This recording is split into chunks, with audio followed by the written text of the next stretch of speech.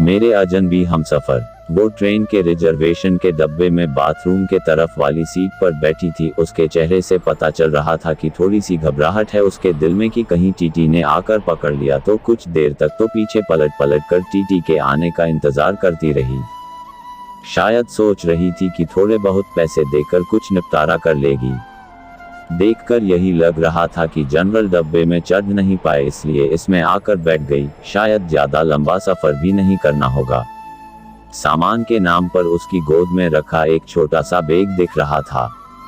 मैं बहुत देर तक कोशिश करता रहा पीछे से उसे देखने की कि शायद चेहरा सही से दिख पाए, लेकिन हर बार असफल ही रहा। फिर थोड़ी देर बाद वो भी खिड़की पर हाथ टिकाकर सो गई और मैं भी वापस से अपनी किताब पढ़ने में लग गया। लगभग 1 घंटे के बाद टीटी आया और उसे हिलाकर उठाया। कहाँ जाना है बेटा? अंकल दिल्ली तक जाना है, टिकट है। नहीं अंकल, जनरल का है, लेकिन वहाँ चढ़ नहीं पाए इसलिए इसमें बैठ गई। अच्छा 300 रुपये का पेनल्टी बनेगा। ओह अंकल मेरे पास तो लेकिन 100 रुपये ही हैं। ये तो गलत बात है बेटा। पेनल्टी तो भरनी पड़ेगी। सॉरी अंकल, मैं अगले स्टेशन पर जनरल में चली जाऊंगी। मेरे पास सच में पैसे नहीं हैं। कुछ परेशानी आ गई इसलिए जल्दबाजी में घर से निकल आई और ज्यादा पैसे रखना भूल गई। बोलते बोलते वो लड़की रोने लगी। टीटी उसे माफ किया और 100 रुपये में उसे दिल्ली तक उस डब्बे में बैठने की परमिशन दे दी। टीटी के जाते ही उसने अपने आंसू पोंछे और इधर उधर देखा कि कहीं कोई उसकी ओर देखकर हंस तो नहीं रहा था। थोड़ी देर बाद उसने किसी को फोन लगाया और कहा कि उसके पास बिल्कुल भी पैसे नहीं बचे हैं। दिल्ली स्टेशन पर कोई जुगाड़ करा के उसके लिए पैसे भिजवा दे, वरना वो समय पर गांव नहीं पहुंच पाएगी। मेरे मन में उथल पुथल हो रही थी। न जाने क्यों उसकी मासूमियत देखकर उसकी तरफ खिंचाव सा महसूस कर रहा था।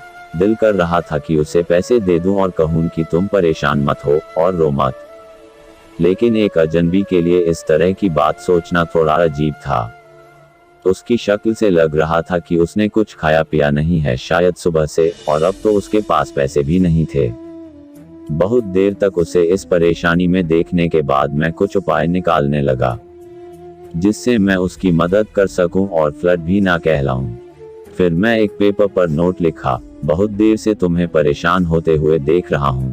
जानता हूं कि एक अजनबी हम उम्र लड़के का इस तरह तुम्हें नोट भेजना अजीब ही होगा और शायद तुम्हारी नजर में गलत भी, लेकिन तुम्हें इस तरह परेशान देखकर मुझे बेचैनी हो रही है इसलिए यह 500 रुपये दे रहा हूं।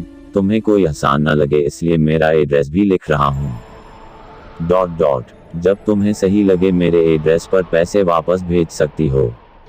वैसे मैं नहीं चाहूंगा कि तुम वापस करो।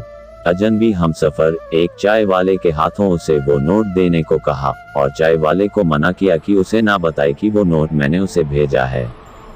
नोट मिलते ही उसने 2-3 बार पीछे पलट कर देखा कि कोई उसकी तरफ देखता हुआ नजर आए तो उसे पता लग जाएगा कि किसने भेजा है, लेकिन मैं तो नोट भेजने के बाद ही मुंह पर चादर डालकर लेट गया था। थोड़ी देर बाद चादर का कोना हटाकर देखा तो उसके चेहरे पर मुस्कुराहट महसूस की। लगा जैसे कई सालों से इस एक मुस्कुराहट का इंतजार था। उसकी आंखों की चमक ने मेरा दिल उसके हाथों में जाकर थमा दिया। फिर चादर का कोना हटाकर हर थोड़ी देर में उसे देखकर जैसे सांस ले रहा था मैं। पता ही नहीं चला कब आंख लग गई। जब आंख खुली तो वो वहां नहीं थी। ट्रेन दिल्ली स्टेशन पर ही रुकी थी और उस सीट पर एक छोटा सा नोट रखा था। मैं झटपट मेरी सीट से उतरकर उसे उठा लिया। और उस पर लिखा था, थैंक यू मेरे अजनबी हमसफर। आपका ये एहसान मैं जिंदगी भर नहीं भूलूंगी। मेरी माँ आज मुझे छोड़कर चली गई है।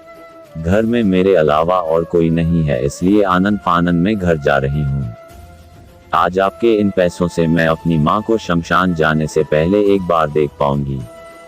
उनकी बीमारी की वजह से उनकी मौत के बाद उन्हें ज्यादा देर घर में नहीं रखा जा सकता।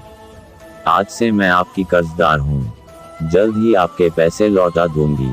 उस दिन से उसकी वो आंखें और वो मुस्कुराहट जैसे मेरे जीने की वजह थे।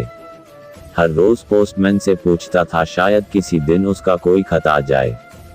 आज 1 साल बाद एक खत मिला। आपका कर्ज अदा करना चाहती हूँ, लेकिन खत के जरिए नहीं, आपसे मिलकर नीचे मिलने की जगह का पता लिखा था। और आखिर में लिखा था, तुम्हारी अजनबी हमसफर। किसी को रोते देखकर हंसो मत, क्योंकि वो हर इंसान किस दुख में है।